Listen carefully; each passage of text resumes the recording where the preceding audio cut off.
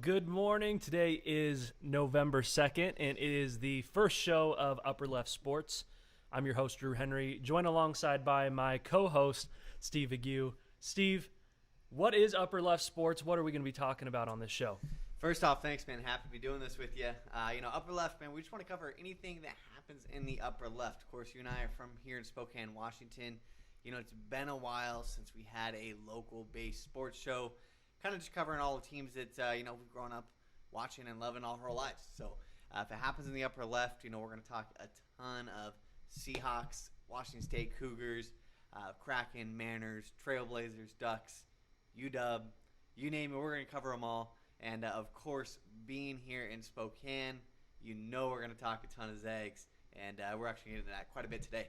Yeah, we are based here in Spokane, Washington, and we are in a Zags town, so we're excited to talk all things Upper Left Sports. But let's start with that, and what we're going to do today is we're going to actually do a 2020 season preview for the Zags, and you can't talk about this year's team without taking a step back and talking about the way last year's season ended. And the last time we saw this Gonzaga basketball team on the floor, they were cutting down the nets at the WCC tournament in Las Vegas, and closest to we know, they were going to be the number one seed in Spokane playing in the NCAA tournament. Yeah, that was a really rough break, man. I think as Zag fans, we've all waited for that, for the tournament to come back to Spokane, to see our Zags play in front of our home fans in the tournament. What a moment it would have been. But unfortunately, 2020 changed a whole lot for all of us, and that was one of many things that, with a team that was really clicking coming out of Vegas there, could have been a lot of good stuff happening, but unfortunately, we'll have to just look ahead to this season. Finished with a 31-2 record a season ago. We are just 10 days away from craziness in the kennel, November 12th. That will be broadcast live here locally on KHQ and SWX, so we're excited to see that. But let's talk some key departures last year, and the first guy we're going to talk about never did get a chance to see a full NCAA tournament. That's Killian Tilly. Last season averaged 13.6 points per game, 5 rebounds a game, 2 assists per game, shot 40% from 3.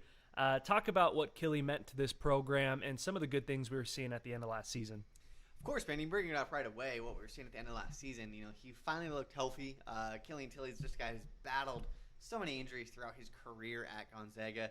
Looked really good and healthy coming out of Vegas there, and looked primed to kind of finally make that run in the tournament that, we've all known he's capable of. So everything was really setting up well for him. Unfortunately, losing a guy like that, not seeing him to make that run, it's always tough to go through. But we've got a lot of dudes coming in this year, so it's unfortunately kind of onto that. Who's going to fill those shoes? Another big guy that we lost from last season, that's Petrussive, had a chance to return this season. A lot of people thought he would. He did put his name into the NBA draft. However, he's going to go pro regardless, sign a pro contract in his home country of Serbia. We wish nothing but the best to Philip, but those are big shoes to fill. If you look in the college basketball rankings this season, a lot of college basketball analysts basically said if Petrussive is back, GU is a consensus number one. Now, Definitely. It's not that without him they're not a solid team, but you look now, they're kind of second, third in most rankings. And so let's give Philip some credit. He grew a lot in his few years under Mark Few and his coaching staff. Definitely. Averaged almost 18 points per game last season, 8 rebounds, assist and a half per game. And so talk about Philip Petrussive last season, really felt like he came into his own. And where do we see some of that volume going this season? Yeah, he really came into his own, like you said. He really held down the center position all of last year. He gave us that intimidating presence down low, a little bit of defense, and was great on the boards as well. And really, I think was a lot better offensively than a lot of people may have anticipated coming into that season. So definitely some big shoes to fill down low. But, of course, we look towards another guy who was playing incredibly well in Vegas last year, and that's going to be Drew Timmy. Drew Timmy is playing just out of his mind in Vegas, and I think he's already been listed. Jeff Goodman's got him as his number one potential breakout star on the year, so there's no hiding Drew Timmy this year. Everybody, I think, coming into this season knows that Mark Few is going to be running some offense through him, and it's going to be exciting to see. Yeah, we've talked a little bit off camera about Drew Timmy, and similar to what we saw with Zach Collins in his one season here at Gonzaga, is that Mark Few was able to kind of hide Zach Collins most of that season NCAA tournament rolls around, and now he's thrown into the national spotlight. And, with those WCC tournament games being broadcast on ESPN, I think a lot of that was happening with Drew Timmy. And so a little bit of a silver lining is if the NCAA tournament would have happened last season, I'm not sure we would have gotten another year of Drew Timmy. Yeah, it's one way to look at things for sure, man. It's whenever you see a guy making a run like that before the tournament, you really never know how it's going to change things, because that's all it takes is 3, 4, 5 good games in a tournament, and all of a sudden you're putting your name on a list where it wasn't before. And with the way the NBA draft is set up now, I think it's great that guys can put their name in and get that actual feedback. But I think you're going to see a lot of times where guys have that run through the tournament. That automatically means they're going to go ahead and capitalize on that momentum they built for themselves, put their name in there, see what it sounds like, and then you never quite know if they're going to come back. So getting Timmy back this year changes a lot for this team. I think it gives us just a little bit of familiarity down low that's really going to just kind of be that calming presence, I think we're going to really look for him to Drew Timmy for that, and he's going to fit really well. Going into last season, the Zags had a huge void to fill at the guard position. Josh Perkins, who seemed like he'd been in the program for almost a decade, did move on, and it was Ryan Woolridge and Admon Gilder who stepped in to fill those shoes. Both of them graduate transfers from the state of Texas, had never been to the NCAA tournament before coming to GU, and we all know, you come to GU to go to the NCAA tournament, now having done it over 20 years in a row. But both of them really did a great job. It was Woolridge who really emerged as the starter of that group. He took over a few games, averaged 10.1 points per game, 4.5 rebounds a game, 4 assists per game, shot 43% from three. Woolridge and Gilder played very different roles on this team. Gilder ended up kind of settling into that first guard off the bench. But towards the end of the season, it kind of seemed like, and it takes time with these graduate transfers, it seemed like we saw both of those guys really embrace their role. We really did, and Gilder off the bench I think it was a perfect fit for this team. You want somebody off that bench to provide not only some senior leadership, but really just an ability to go get a bucket. And we saw that out of Gilder. He could score at all 3 levels in the game, and he came off the bench with fresh legs. He really, again, we talk about a calming presence, and he was that guy off the bench as well that kept everyone else kind of in check and flowing at the right pace. So, and of course, we look at Ryan Woolridge. I mean, I think he blew away every expectation that any Zag fan had for him coming in. Through his years in Texas, he was about a 35% three-point shooter. Comes to Gonzaga, and just over a summer becomes a 42, 43% three-point shooter. And with his ability to attack the rim, that really gave him a lot of shots. Guys had to respect his ability to get to the rack. And unfortunately for them, when you are able to shoot at a 40% plus clip, that makes things real tough. So it's going to be a lot to fill this year. And, hats off to those guys. They really came in and blew away all expectations for us. And, man, I wish we could have a redo and see them get their chance at a tournament. But, again, we'll have a good year this year and see who fills their shoes. Yeah, those guys moving on to the next stage in their career, I think most of them will play at some level professionally. But let's move on to this 2020-2021 Zags team. Now, last year's team did not have the expectations of this year's team. Really, the national narrative, maybe we didn't believe this here in Spokane, but the national narrative was that it was a rebuilding year for GU. There were some preseason rankings that if they weren't low, they were out of some preseason rankings. And so within that first month of those non-conference games, all that kind of went out the window. However, this team doesn't get that luxury. Going into this season, some people have them 1, some people have them 2. Expectations are a lot higher, and I think a big part of that has to do with the returners they have, starting with Corey Kispert. This is a guy that you can look on your screen here, 76 career starts. He's averaged 14 points per game, shoots over 43% clip from 3. He's got 78 three-point field goals made between 2019-2020 last year's season, and 5 games last year where he made 5 3-pointers. And so I think going into this year with these freshmen that we'll talk about here in a minute, having a guy like Corey Kispert who's got the confidence, he's got the experience under Mark Few in this program is going to be a big, big deal from game 1 this season. Yeah, we're talking about a preseason All-American here. Corey Kispert is getting kind of some of that national attention that as Zag fans, we know what Corey Kispert brings to the table. With some of the guys that he's played alongside, he's kind of been one of those, that hasn't received that national attention in the past, but it's coming all the way this year. And we look at him, you said it again, 43.8% three-point shooting. That's impressive, but you add in the volume that you also talked about, and we just don't see many guys in college basketball shooting that percentage at that volume of three-point shots. So he's really going to be that guy on the court this year. He is our senior leader. We know Mark Few is going to lean on him. We know he will be integrated in the offense. So I'm looking for some really big things. And I think we're going to see a pretty decent step up in those statistics you talked about for Corey as well. Yeah, Washington, born and raised from the west side. I actually played at a small school over on the west side, and he'll definitely be on the national stage early on this year and all season long for these Gonzaga Bulldogs. Another key returner who really splashed onto the scene last year is Joelle Ayali. The first time we saw this young man, he was 16 years old, out of France, and he was a quick, lanky, athletic guard that I think a lot of us saw the potential. But last year, he really stepped into that role, flourished in that role. And this is a guy who I think now a lot of NBA teams have on their radar. You have to, man. You absolutely have to. We were fortunate to go to Craziness in the Kennel last year when that was still having in-person fans. And I think right away, before the season even started, it took you and I about, 30 seconds watching that craziness there to realize the jump that Ayai had made over the offseason. And I think if he makes anything anywhere near that this year, which I think is very likely, we're going to be in for just some absolute treats from Ayai out there. He's a guy who can really get to the rim. He's improved his three-point shot a lot, and it has to be respected. But he's not just an offensive player either. We look at the other side of the ball, the offensive side of the ball, and he puts his length to good use. He flies around in the passing lanes. He did a great job creating turnovers and starting the fast breaks, which was a huge focus last year. And so I think, again, we talk about guys who are going to be starting. We talk about difference makers for this team. He's going to be that guy this year, and I think he's going to be kind of one of the X factors out there as well.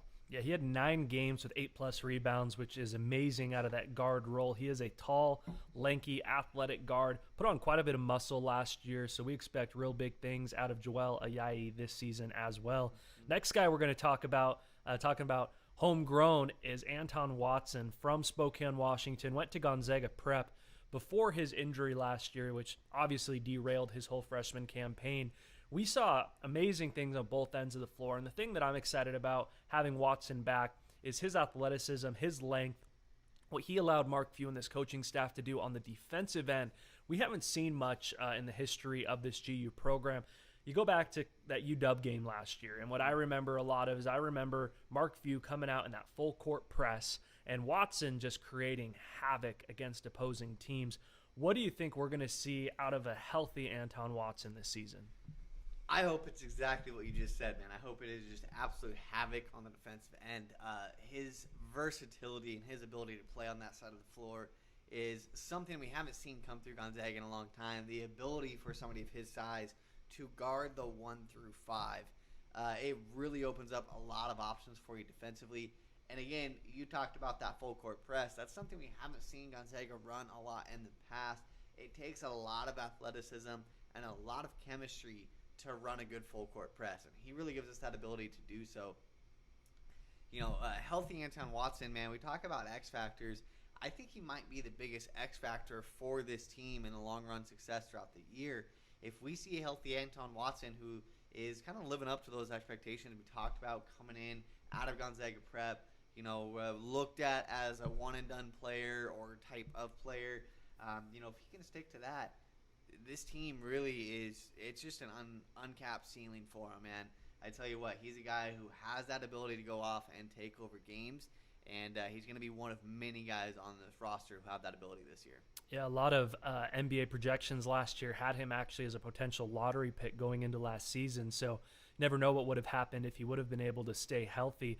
I think that with Mark Few and this coaching staff, what you saw a little bit is coaches a lot of times look at what worked against them and start to implement it. And you go back to that Texas Tech game, the pressure that the Red Raiders were able to put on GU the season before. And I think Few and his staff said, hey, I think we've got the bodies and the dudes to actually do this as well. And at the college ranks, you can just create complete havoc, as we mentioned, on teams if you can pressure them, press them, trap them, and I think we'll see a lot more out of this team this year. Now let's go back to Drew Timmy, because we're very excited to see what Drew can bring this season. Another Texas guy. He appeared in 33 games last season, averaged just under 10 points per game. What I want to talk about, though, Steve, is what Drew Timmy and what his footwork and his passing ability allows this offense to do, especially out of the high post, working, in and out. What do you expect Drew to do in this offense this season? I expect him to flourish, hands down, man. It's everything you just mentioned is exactly what Mark Few loves in a big man. We've seen it throughout the years. He doesn't shy away from it. He likes a certain type of player down there. And to me, that's a guy who is a high IQ player. They run that high-low action with their bigs probably more than just about any team in the nation. So when you have a big with his IQ and his passing ability to place up top, it really just opens up so many options. And we know Mark Few loves it. I expect Drew Timmy to take that breakout leap the guys like Jeff Goodman have predicted this year. I fully see that happening. First team WCC, no doubt, I think is very much, within grasp for him. And I think we can see some national accolades happening as well, depending on how that season goes for him. But, you mentioned his footwork, man. It's got to be some of the best post footwork in college basketball. It's so fundamental. He's so smart down there, and he's going to do big things in this offense. I think the national narrative that we're going to hear, and we're going to get to hear it very early with some of the Zags early games, and we'll get to that schedule here in just a bit, is I think that people who don't know this program well, I think the picture they may paint is that the depth at, down at the post position is going to be the issue for this team. However, we know about two guys who aren't even on this graphic that we've mentioned in Pavel Zakharov as well as Omar Ballo, that Omar wasn't eligible last year due to some NCAA things, just with credits transferring and all that. But baby Shaq made a huge splash down at the FIBA U16s just a couple years ago, and we saw him last year at Craziness in the Kennel just walking by us. This is a towering, menacing figure, and we've also seen some photos coming out of GU camp this season. Looks like he's gotten into the Gonzaga off-season program and put on a little bit of muscle as well. Got to be the best off-season program in the country, man. Tell you what, we've seen it a number of times with bigs, starting with, of course, Kelly Olynyk years ago, who went through a transformation and really put our redshirt program on the map. Again, we talk about silver linings, if there ever is one from 2020, COVID-19, all that good stuff. Really everything changed last year, and with the time that Omar Ballo got to spend in our redshirt program, I'm just incredibly excited to see what a guy like that becomes after a year in that program. Because I'll tell you what, man, like you said it, he is a towering figure. He lives up to every piece of that Baby Shaq nickname. And, let's not forget, we're not talking about a guy who's just big and not skilled. This is a guy who in the FIBA U17s had a 32-point, 32-rebound game. So, again, you mix that skill with that size. Mark Few loves that recipe. He's going to do some fun things with a player like that. And I think that's just another very likely breakout star that we could be looking at on this team. Yeah, on both the offense and defensive end of the floor. The last few years, you think back to just last year down at that post position, a lot of what Mark Few's had in his program's history has been guys like Olynyk, Sabonis, that can come out, play away from the basket. But you go back to a guy like Shemek, that just having Shemek down in the block was such an intimidating factor for opposing teams. I think that Ballo's going to create a lot of that where they don't want to come in because of that. Yeah. I also want to talk about the other young man we mentioned, and that's Pavel Zakharov. This is a guy that coming out of high school was very highly touted, and we saw a report from the Spokesman Review come out recently. They interviewed Joelle Ayali, and he was one of the names we were both surprised Joelle mentioned as someone he was very impressed with going into this season. Yeah, we'd love to see that, man. You and I have talked about Zakharov off air as just somebody who, again, could step up and just be a great player on this team. We've seen guys come out of Montverde Academy. You might remember Philip Petrussive just last year actually came from Montverde, played with Zakharov. And Zakharov was actually a little bit higher touted coming out of Montverde. So, again, people have kind of forgot, and it becomes down to that embarrassment of riches that Gonzaga is blessed with at times, that a guy like that can kind of get buried on last year's roster. But, again, we look back at his track record and what he's capable of, and I think he can be a very solid player that could end up doing a lot more than a lot of us might anticipate this year. You talked a lot about that offseason program, and we just look back to what Philip did. Philip Petrussive as a freshman versus Philip Petrussive last season, whole different player. 100%. I think we both expect to see that same jump from Pavel this season. In most GU preseason shows, that'd be it. That'd be the team. There might be a couple guys that might redshirt, but oh no, there is got a little bit more. A little bit more to talk about, and that includes the number 6 recruit in the country, Jalen Suggs. This is a kid out of Minnehaha in Minnesota, dual sport athlete. Played quarterback on his football team, but didn't just play quarterback. He had offers from Georgia, Minnesota, just to name a few. Could have played Division I football if he wanted to, and we weren't sure if Jalen was ever going to make it up to Spokane. This is a kid who was the guard for the Team USA team that won gold just a few years ago, but there were speculation coming out that he may not go the college route. He may go play pro in Australia, and he's here. He's on campus, and he's ready to make a huge impact in his freshman, maybe only season here in Spokane. He is. I'll say one thing I absolutely loved about Jalen Suggs, of course, you mentioned it. The guy had options, whether it was football, college basketball, pro basketball. But Jalen Suggs was always pretty open about all that. We actually remember when he committed on live TV, he said, I am committing for now and still exploring options. So gotta love a guy that's honest about his intentions. But like you said it, man, he is here. It is real now. He's on campus. We are going to see Jalen Suggs in the Gonzaga jersey.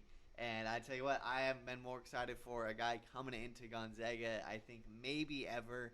I can watch those highlights all day, man. This guy is so talented on both sides of the ball. He's a guy who can get hot from outside. We've seen it in a number of clips. And not just spot-up shooting. He can get hot and hit some aggressive step-back, pull-up jumpers from outside. But let's not shy away from what he is elite at, and I think that's getting to the rim. This is going to be one of the most athletic guards Gonzaga has ever seen come through the program. We talk about athletic guards, and I think really the only one I can think of through the program that is going to be on that same level is we're talking Jeremy Pargo athleticism, and a lot of people forget about that, how good it was. We're going to see some electric plays out of Jalen Suggs this year. But, again, both sides of the court, right? And I'll tell you what, man, I'm excited to see Jalen Suggs on defense. He averaged just over 2.5 steals a game through high school. That was something he did a lot for the Team USA team as well, as he was aggressive on that defensive end. And, he knows how to free safety plays on the football field, and that's what this guy looks like in the passing lanes and is going to be key in this Gonzaga defense. We saw last year one of the things that Mark Few really focused on was the number of possessions in a game. And how do you increase possessions? You do it by turnovers. And I tell you what, man, when you have an offense as efficient as Gonzaga's offense is every year, if you're going to win that number of possessions battle in a game, you're going to have a great chance at winning the game. So Jalen Suggs, he's going to fit in great on both sides of the court, man. I just couldn't be more excited for him. Yeah, it looks like Mark Few may have found his quarterback, at least for this year, at the point guard position. ESPN just released a mid-major, if we can still put GU in that category. I don't know, man. I don't know how much longer. But a mid-major season preview, and Jalen Suggs was the consensus among ESPN college basketball writers newcomer of the year in that poll. So I think Jalen Suggs isn't going to catch anybody off guard this season. Somebody who may catch people off guard was the first recruit to actually commit his sophomore year out of high school. That's Dominic Harris. We call him Dom, 59 recruit from ESPN in his own right. And I'll tell you what, once Dom's playing career is over, which I hope is a long, long time from now, Tommy Lloyd might need to look out for his job a little bit, as Dom was very responsible for both Jalen and Julian Strother coming to this GU team. But let's talk about Dominic as a player. This is a very athletic guard. This is a guy who played at a very high level in high school down in California, played against some really top-level competition, had some guys on his team who were studs in their own right. But let's not write off Dominic Harris as somebody who, if it wasn't for Jalen, I think that going into this year, Dom would be the dude, and he'd be expected to carry this offense. So don't be surprised when this season starts off and Dominic Harris catches a lot of people off guard. Yeah, this is something that Mark Few hasn't been blessed with too often, is the ability to have two guards of this level, ready for play immediately on day one. You talked about it. If Jalen Suggs wasn't here with us, Dom would be that guy, hands down 100%. He comes from a very highly touted high school team. He played with actually the number one recruit in the nation, Evan Mobley. So you got to love a guy who's already familiar with playing with a great big man. The way our guards and our bigs interact is obviously huge in our offense. But let's talk about Dom himself. This is a guy who has elite change of pace out on the perimeter. We've seen it. His ability to get to the rim again. You might remember a year or two ago, he actually found himself on the Sports Center top 10, number one play of the night when he dunked on James Wiseman. That's a name you might hear coming up in a couple weeks in the NBA draft. I think you're going to hear that one pretty early. But, Dom, again, not only is he good at getting to the rim, but out of the guys we have coming in this year in our new additions, Dominic Harris, I think, is going to be the best shooter of those guys. He's going to be the most consistent. This is a guy who shot over 40% in high school, who fundamentally is sound. And I think, again, it's another guy, Joelle Ayali, as well brought up and mentioned just his breakout capabilities here. This is a guy, I don't think Zag fans are quite ready for what he's going to contribute immediately to this team. Yeah, Yai talked about in that interview with the Spokesman Review, really what Dom can bring, not just as a shooter, but also on the defensive end of the floor. This is a guy who on day one maybe asked to be that lockdown defender that recently we've seen out of a lot of those senior guard transfers. Yeah. And so I think Dom's going to be able to contribute a lot on both ends of the floor. And one thing that I remember from last season is that Sierra Canyon team has Bronny, had Wade's kid on it. They were really that high school team that had all the hype last year.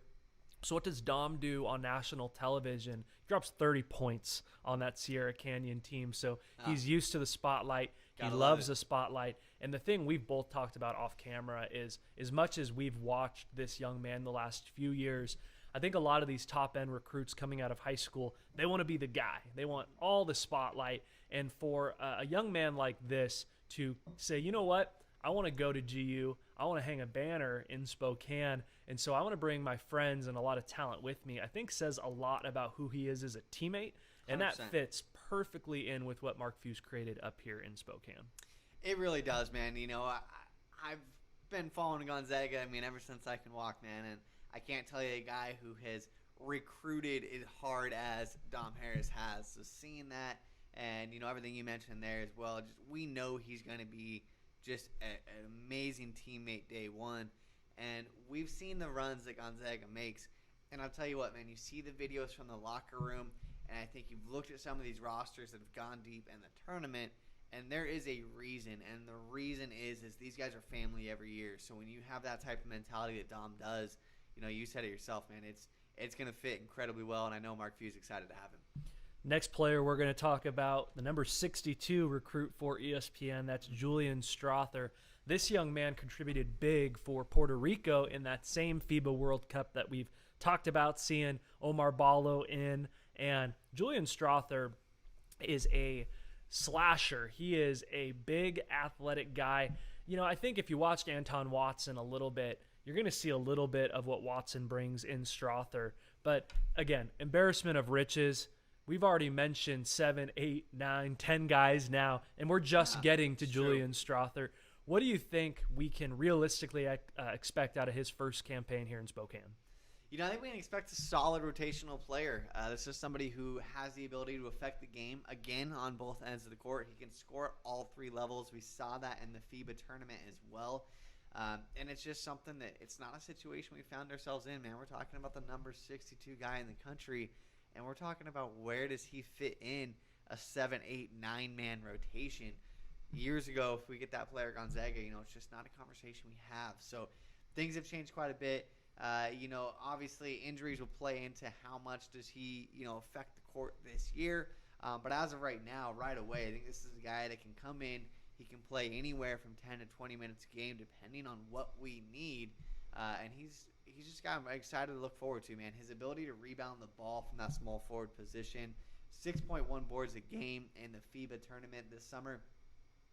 That's just something that, when guards are able to help out your big men like that, it really helps back to that whole possession battle in a game. He's going to help out a lot with that. So I'm excited to see him out there. and we know he's going to fit well. Last guy we'll talk about in terms of new faces is Aaron Cook. Aaron Cook, a grad transfer out of Southern Illinois, and again, most seasons. This season is not most seasons. Expectations are not the same as most seasons. Aaron Cook would be a guy that years past would be expected to contribute right away. And, well, he's only got 1 year in Spokane, so he's going to have to. But this is a guy who last year probably starting on this team. I think most people expect Jalen to be that number one guard in this rotation. But Cook's going to play some meaningful minutes. And we forget that these are the guys that, if you look at how deep this GU team is, these are the guys that are playing every day in practice. They've got Andrew Nembhard out of Florida, who isn't eligible this season, who's also going to be one of those practice guys. And so the level of competition that this team's going to face every single day, I think we're going to see pay dividends early on against the likes of Iowa and Baylor and Kansas. But Aaron Cook, in his own right, is a special player when he's been healthy. 100%, man. Last year, obviously, he unfortunately broke his shooting hand about 15 games into what was his best season at Southern Illinois there. Before he got hurt, he was averaging over 3 steals a game. So you mentioned it. This is probably a guy who starts on previous Gonzaga teams. We've seen it in the last few years. Mark Few has really focused on finding that defensive stopper. We've had one on every team the last few years now. And you can just tell that Mark Few values that. So he's going to be one of those guys I think competes hard for that position as that number one defender out on the floor. Joelle Ayali mentioned that Dom Harris might be that guy as well. So we're going to get a chance to see very early with the gauntlet of a schedule these guys have at who's going to step up and be that person. Aaron Cook's got a great chance. We know he's going to bring some senior leadership to the court as well. And that's just somebody, again, man, it's the embarrassment of riches is real this year. It's going to be interesting to see how all these guys mesh. Yeah, exactly. We know that this team has the talent. I think the one question mark that we won't know for a few weeks is how it all comes together. 100%. And we're going to get a chance on November 25th, a little early feast for Thanksgiving, to see that all come together against number 9 Kansas. So you look at this schedule for GU, starting with Kansas. COVID has created scheduling difficulties for everybody. The Zags were originally supposed to be playing in that Orlando Invitational. That's kind of changed, meshed. ESPN backed out of hosting that down at the Disney Wide World of Sports. But it's a testament to what Mark Few and this whole coaching staff has built here in Spokane, that something like that gets canceled and they say, let me get Bill Self on the phone real quick and see if we can't get a matchup against another top 10 team. It's true, man. It took 20 years, but I tell you what, when Mark Few calls, that phone gets picked up now. And, let's just be honest about it. It's not random that happens. Mark Few has worked to get to this point to earn that respect of these other coaches. And I tell you what, man, it's good to see it pay off because a lot of teams don't have that ability this year with how hectic schedules have been. So we've got some huge games coming up, and I love the fact that we're going to know within a few weeks of the season really kind of what we have out of this team. You mentioned Kansas on opening day, November 25th. Kansas has Marcus Garrett, and if you don't know, Marcus Garrett is the defending Naismith Defensive Player of the Year. So whether he picks up Joelle Ayali or he picks up Jalen Suggs, that's going to put a lot of pressure on the other one of those two back there. So being able to see them against an elite defender day one, I think is really going to be good for this team. But it goes back again. You mentioned it, the ability and the level of players that these guys are seeing every day in practice is going to pay so many dividends, being that there are no bye games this year. There are no warm-up games. You are getting that best defensive player in the country on day one, and we're going to see exactly how that pays off for him. Yeah, that Orlando Invitational that the Zags were slated to play got canceled, as we mentioned. They moved to what's called the Fort Myers Tip-Off, still in Florida. They'll start on the 25th with Kansas, get Turkey Day to rest and eat. And then on November 27th, they take on Bruce Pearl's Auburn Tigers. And this is an SEC team that we know they'll be athletic. We know they're going to run an NBA-style offense that's going to shoot a ton of threes, put up a ton of points. And so even though you look next to them and they don't have a ranking next to it, this is a likely tournament team that no matter how that Kansas game goes, you get one day off and, here's Auburn. Yeah, that's gonna be a heck of a turnaround for him. Bruce Pearl always coaches a good team. You know they are, you know they're always a good team when they got Bruce Pearl running the ship out there. So it's gonna be really fun to see. Again, these are games years ago that the entire feel around them would be a whole lot differently. We'd really be talking out, how do we match up with this person? How do we match up with that person?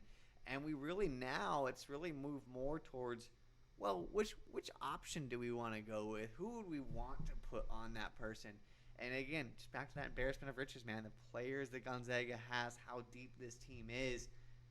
I tell you, it just gives them so many options out there, and I'm really excited to see that. This is going to be a fun year, man. We've never seen them have this many top 25 games right out the gate. They're going to have one of the best non-con schedules in the country.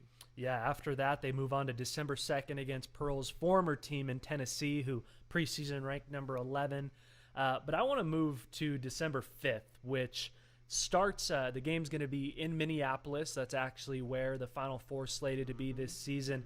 But this is a preseason 1 versus 2 matchup in Baylor. And we've talked off camera about, for years, Mark Few was scheduling those secret scrimmages. Last year, we heard reports out of that Michigan State scrimmage against Tom Izzo's squad that GU didn't just beat them, but really knocked them out of the gym. And I think that was our first indication that, wow, this team may be better than a lot of people expect. It feels like the difference with COVID this season is you're not going to travel across the country to not have the game count. And so this Baylor game that's happening on CBS, on national television, in Minneapolis is going to give, I think, a lot of Zags fans right away an indication of, is this a team that can really compete for a national championship?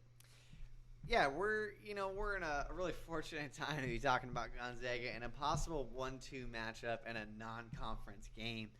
We know it's going to be a good game with Baylor. We've actually seen them match up just, 2 years ago in the NCAA tournament.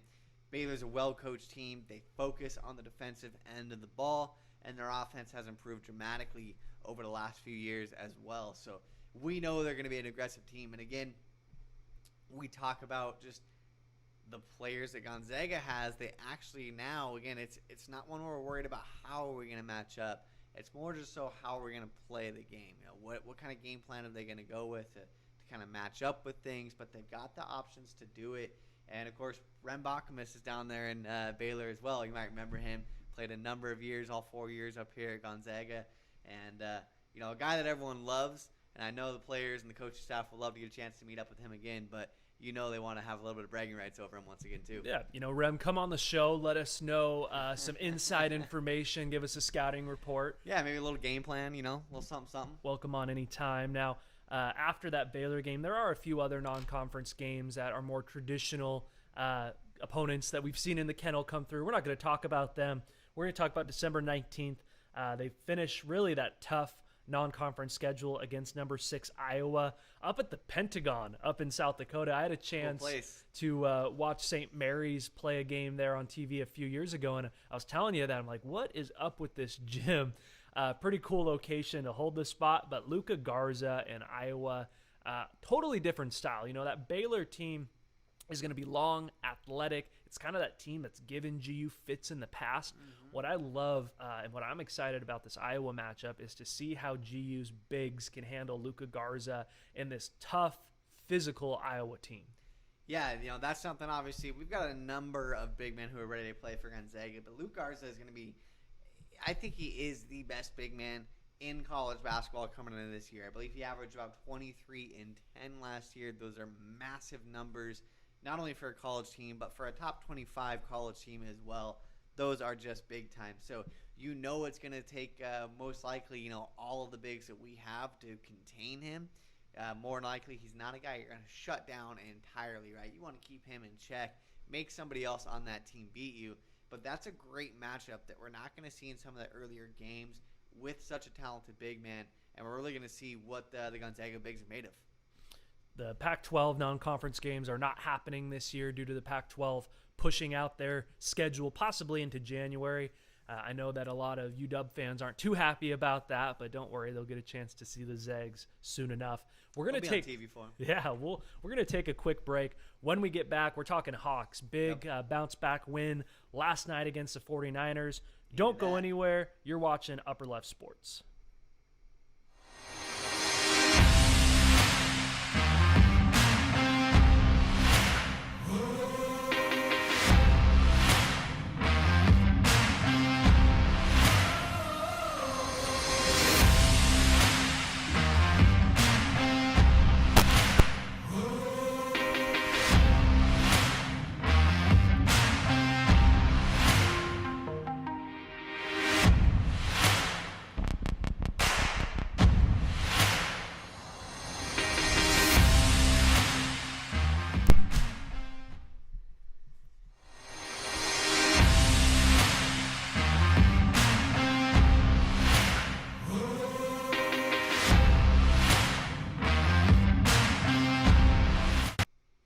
And welcome back. We are talking Hawks now on Upper Left Sports, and a big bounce back win last night for Russell Wilson and this Seattle Seahawks team, 37-27 over the San Francisco 49ers.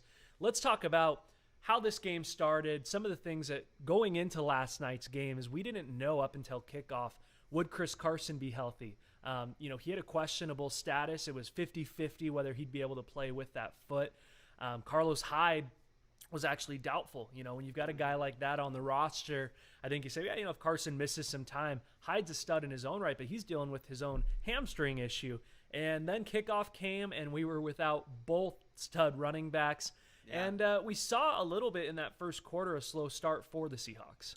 We really did, and it was one of those games, you looked at the injury report coming in, you knew it was more than likely going to be a long night. Of course, the guys that you mentioned, we had top pass rusher Benson Mayowa, actually was a late scratch from this game. Shaquille Griffin still in the concussion protocol. And, of course, Jamal Adams still out. So this is a defense right away. Running backs aside, the defense, which has struggled this year, was then missing, 3-4 key starters that we just really didn't know how things were going to come out. So, this game started and, of course, was a slow start. It looked like it was going to be a long night, those first two drives. And I tell you what, man, mid-first quarter, things really picked up for the Hawks.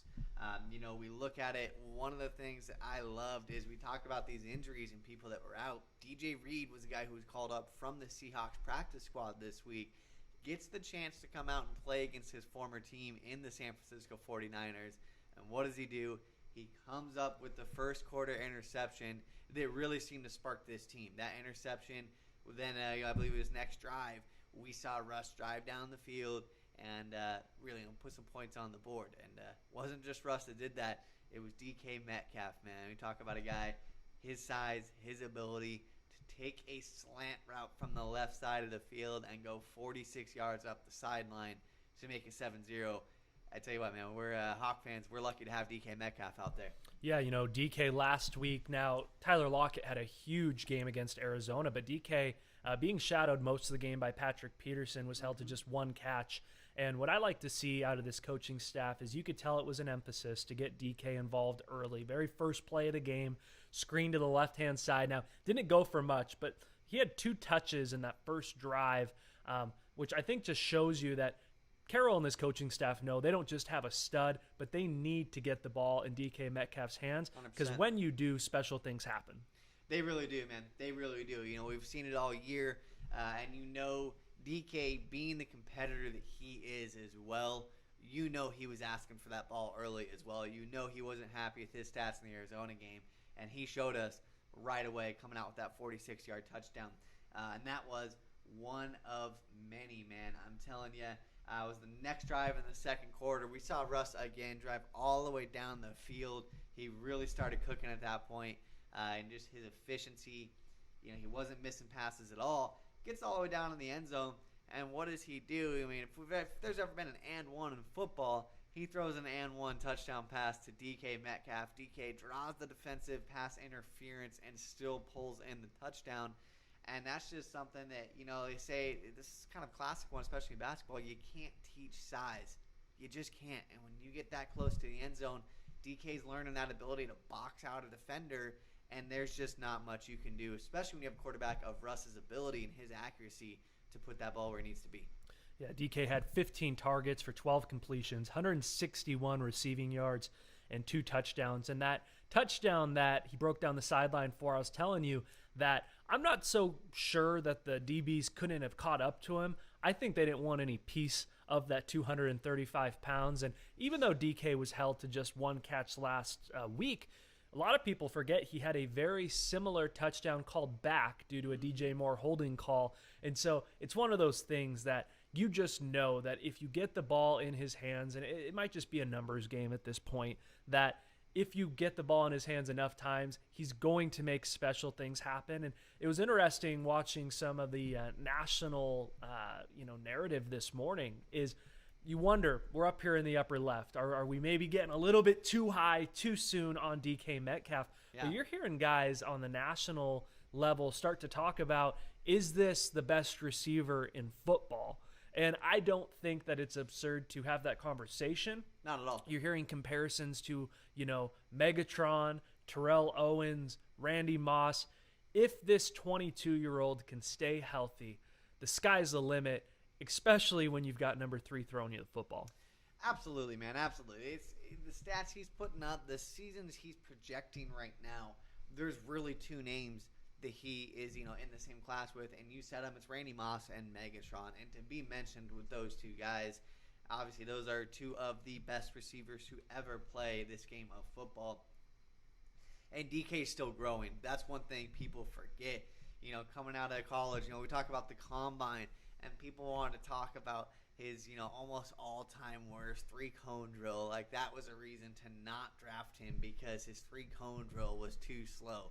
And I think he's showing why a lot of teams were wrong right now. And I bet you a lot of those teams want that draft redo right now because he is just growing every single day. Every game he gets better. His connection with Russell Wilson is next level. And the sky is the limit for this guy. What Pete Carroll has built up here in Seattle is a little bit, you go back to 2012, 2013, is he's always loved kind of that island of misfit toys. And I think of a guy like DK Metcalf. The numbers are all there, the film's all there. And I'll tell you what, I think that it's a similar situation to, there was a story that came out of New Orleans recently with Alvin Kamara, that the front office came down and said, hey, the nose ring thing, all that, it's not really our thing. And Alvin Kamara said, yeah, it's too bad, that's my thing. And I think about a guy like DK who is on and off the field larger than life. And I think that scared a lot of NFL teams away, which is good for us up here in the Northwest. I don't know. I mean, his hair, he does the whole, the baby thing with his mouth guard. I don't know. Well, I'll tell you what, we'll take it because I think we've got possibly the best receiver in the National Football League. And by the way, we got a guy by the name of Tyler Lockett who, if you want to cover DK, he's a great receiver in his own right. Now, let's talk a little bit more about this offense and dive in. And, we talked about the script. And I think in the National Football League, a script's very important. This is a team that has come out to a couple hot starts this season. A lot of that is script related, but it kind of seemed like this coaching staff almost took the script and threw it out the window when they saw that their 2 running backs were out. And I think that's why this team started slow. After seeing how Russ has cooked this season, a lot of people might have been frustrated. There's those first few drives. But I'll tell you what, they had a rookie come in by the name of DJ Dallas last night that it seemed like once this coaching staff treated him like, let's just treat him like he is Chris Carson and see what we've got. He said, yeah, I'm going to take the ball and run with it. Ended up with both a receiving and a rushing touchdown last night. And I just love Pete Carroll giving the opportunity to this rookie to show what he's got. And he may, even when those 2 workhorse backs are back, he may have carved out a small niche role in this offense long term. He might have. And he's we talk about one of the guys that's, maybe one of the better of the receiving backs out of this core. That's something that DJ Dallas has really brought in for. And he's a guy who's just put in the work this season. He's been in the background a little bit, been in the shadows, but he's been working, and he got his moment and becomes the first Seahawks rookie to get 2 TDs in his NFL debut. So what a cool moment for him, man. We love to see it. And, of course, it helped out a ton. He kept this offense rolling last night and, made sure that anytime you're missing your top 3 running backs, You never know how the night's going to go. And for him to go in there, put on the helmet and pads and just make sure this offense flowed as normal. He didn't need to do anything out of the ordinary, but he came and he did his job. He kept this offense moving. Great night for him, and looking forward to see where it goes. And, the NFL is so much, it's really 50% coaching, 50% of the guys you got on the field. And I'll tell you what, there's a guy who wears number 3 for the Seattle Seahawks team that even if the script isn't right, even if the game isn't going the way that you thought it would, he's able to get in there and improvise. And I'll tell you what, it was towards the end of that first quarter, second quarter started, that it just felt like Russell Wilson settled into the game, and he had an amazing night the rest of the way. 261 passing yards, 23 rushing yards, 4 touchdowns in the air, and he is now 32-8 following an in-season loss. That's an 800 winning percentage. It's the best by any quarterback in the Super Bowl era. It says a lot about who this guy is coming off. That you hear teams a lot of times talk about that a loss was good for us. Mm-hmm. And you wonder with that Arizona loss, it's always going to light that fire. And so to look at that 32-8 record off of an in-season loss for Russ, I think it just tells you a lot about who he is and what we can expect. This team's going to lose probably another couple games this year. It's going to happen, yeah. But they're going to learn, and they're going to get better each time. 100%. That's something that they do a great job of. Not only does it show the type of person and type of player that Russ is, but I think it shows you the mentality that this team has been built on. They have that short memory, which in sports you have to have that short memory. But like you said, man, they use it to stoke that fire. And when you have a team that's as talented as the Seahawks consistently are, it's just one of those things. You don't want to see them with the stoked fire if you're an opponent coming up. So that's something, again, they take advantage of that week off. They get back in the lab. They get better. And they come out and just put on one of their best performances throughout the year. The defense as well last night really stepped up. Got us 2 turnovers, and that was really good to see, especially with starters out. It was good to see them start turning the corner. Leading the way for that Seahawks defense was Bobby Wagner. He had 11 tackles, 3 tackles for a loss, 2 sacks, and 4 quarterback hits, which we're going to talk about a little right here. And last week, Kyler Murray, I don't think, had to wash his uniform after the game as he was not touched. And you look at the Seahawks defense going into last night's game, they were the last ranked defense in football. And they brought a guy over from the New York Jets, Jamal Adams, who has been hurt. We learned last night after the game that he is expected to play against Buffalo this next week. And when Jamal Adams came in, what they did with him is they blitzed him a lot. Pete Carroll isn't the type of coach who likes to blitz much. He likes to keep his safeties back. Don't throw the ball over the top of us. And I think that what they used with Jamal Adams was they used that as a way to make up for a lack of pass rush. 100%. And with Jamal Adams out, this is a team that has been carved apart, against Arizona. Mobile quarterbacks really can hurt you when you play that style of defense. And watching last night's game, going into this week, they did go out and get Carlos Dunlap from Cincinnati, so you know that he's coming. You know that they're working on that pass rush, and they see that as an issue. But here's what happened last night is after Tevin Coleman went out for the 49ers, he's been on IR this season, it kind of seemed like Pete Carroll said, I don't think that these other backs can hurt us, so what I'm going to do is I'm going to blitz, and I'm going to blitz, and I'm going to blitz. And they started blitzing all night long from that linebacker position. And it's not something you can do against a mobile quarterback, but with Jimmy G playing on a bum ankle, those 4 quarterback hits that we see for Bobby Wagner was just the tip of the iceberg to the pressure that they put on last night. Yeah, hats off to Pete Carroll on turning Bobby Wagner loose, if you will, man. This is something that, there's been some chatter online and, across national media that maybe Bobby Wagner wasn't what he used to be. And I tell you what, man, he shut every single one of those critics up last night, had one of his best games really in years. And it was so needed for this defense to spark them again and just have them flying around the field. I've always felt that when Bobby goes, this defense goes. And he got them started last night.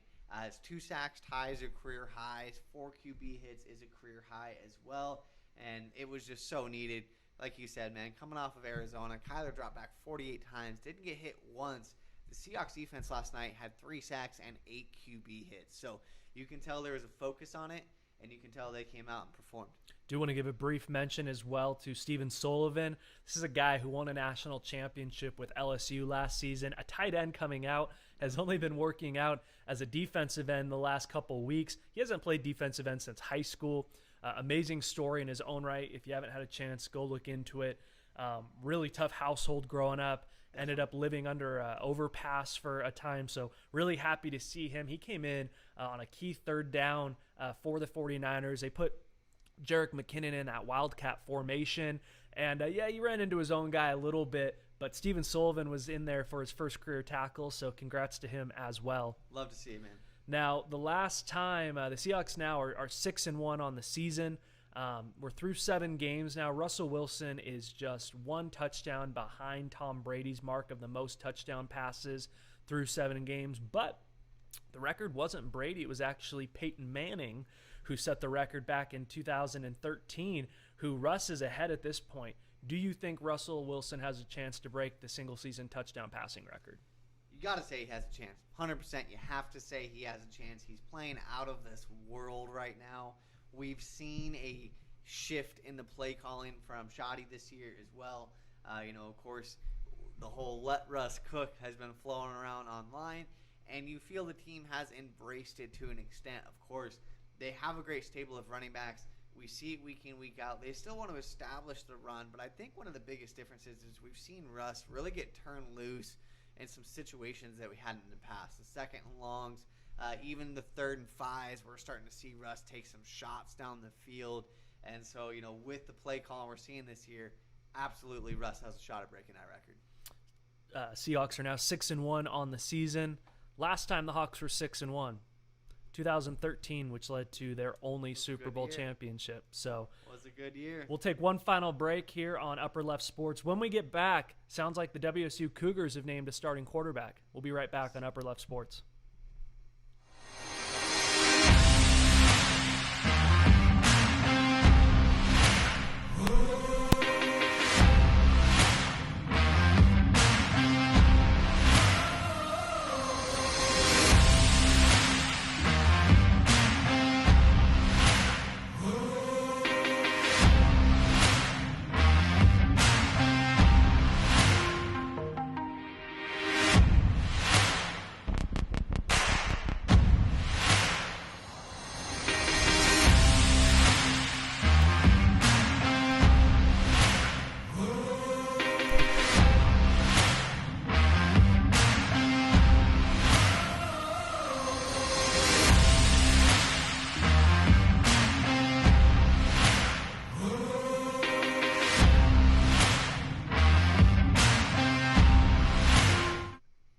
Welcome back to our final segment of Upper Left Sports for this Monday.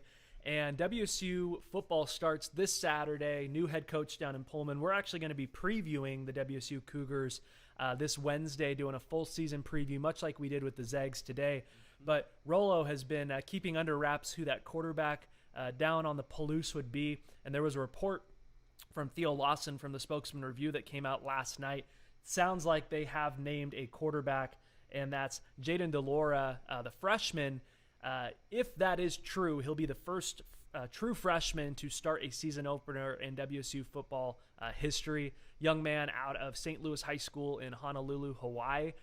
Produced the likes of Tua, produced the likes of Marcus Mariota, and a familiar name to Cougar football fans out there, produced the likes of Jason Gesser. So we are excited to see what that young man can bring to the fold. And we'll have a full WSU Cougar season preview on Wednesday here on Upper Left Sports. It's going to be fun. Over in Seattle this weekend, another story we want to talk about is the Rain Man is back in Seattle. That's Sean Kemp. And, in the Queen Anne area, Sean Kemp opened up a cannabis distillery over there. There was a huge crowd. We want to wish nothing but good luck to Sean Kemp and his new business venture. But just look at the picture we've got on screen. You see Sonics fans, you see Sonics apparel. It's just good to see some green and gold back up in the Emerald City. It's been too long, man. I'm happy to see it. And another key story from this weekend is that the Blazers came out with a new city jersey. It's an Oregon jersey. It's a little different than maybe we've seen Sure. in the past, but I'm digging it. What are you thinking? I like it, man. I like it. You know, it's I love these city jerseys they're bringing out, kind of these limited time jerseys, and I think Portland nailed on this one. It looks good. Kraken also over the weekend made a little bit of news. We're going to be talking Kraken on Wednesday as well, which I know we're both excited about. We're a little over a year from potentially the puck dropping for the first time in Seattle. They've got a GM in place. They've got a CEO in place. They've got an announcer in place. What they don't have is they don't have a coach. And in an article with The Athletic this weekend, they came out and said, we're in no rush. We kind of want to see where the chips may fall. They don't even have their players yet. And so what I really like to see is the Kraken came out and said, we're going to wait and see possibly what type of team we put together and then decide what type of coach or what coach is out there that we'd like to see fill that void. And so we'll be talking on Wednesday about some of those potential candidates. There's some big names already out there. There's a number of them that we'd like to see as well.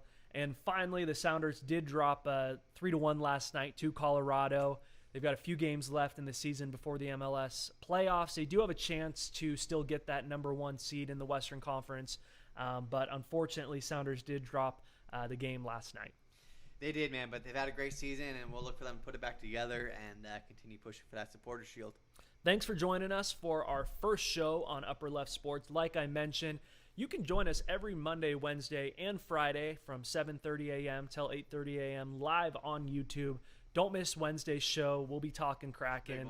We'll be talking WSU football, and we're going to be talking a Portland Trailblazers recap, so you won't want to miss that. Thanks again for joining us on Upper Left Sports. We will see you very soon.